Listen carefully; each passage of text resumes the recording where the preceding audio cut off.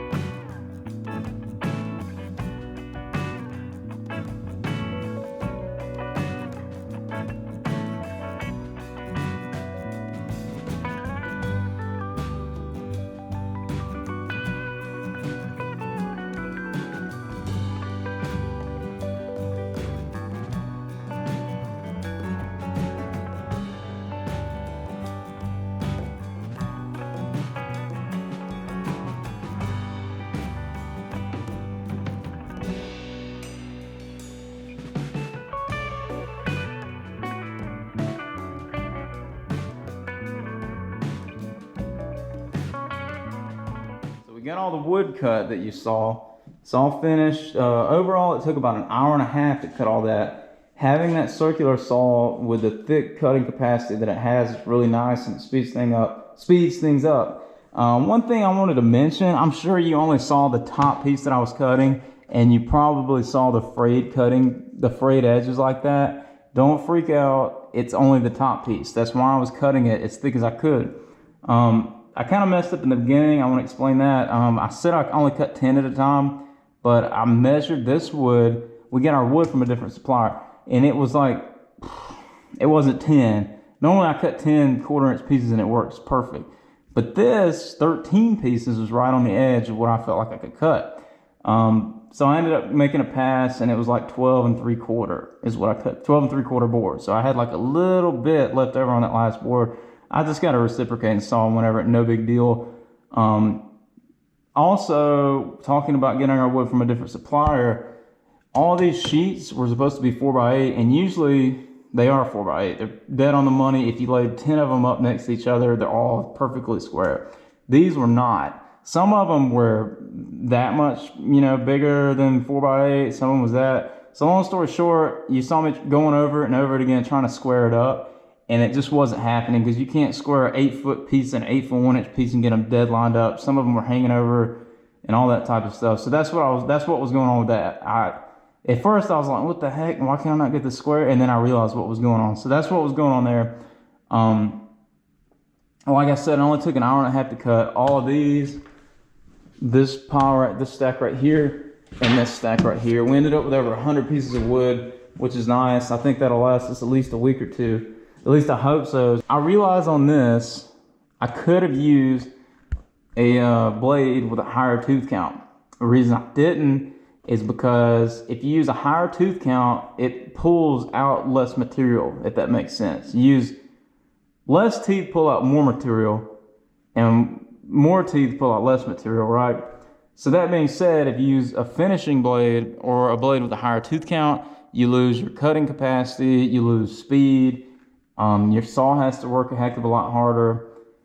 I just prefer using a framing blade and cutting thicker pieces and only sacrificing like a 1/4 of an inch or whatever off the top. Because when I'm cutting that much wood and it only takes me an hour and a half, not a big deal. If I was using a framing blade, it would have probably been half of that I would be able to cut, and it'd be a lot slower going, and my saw would be getting hot. And so that's why I used a framing blade.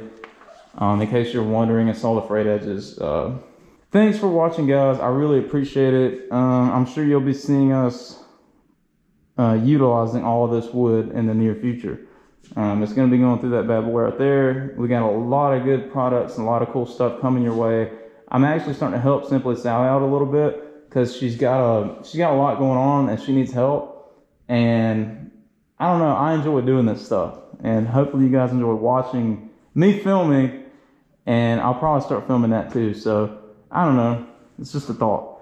Anyways, guys, thanks for watching. I really appreciate it. Like and subscribe if you haven't already. See you in the next one.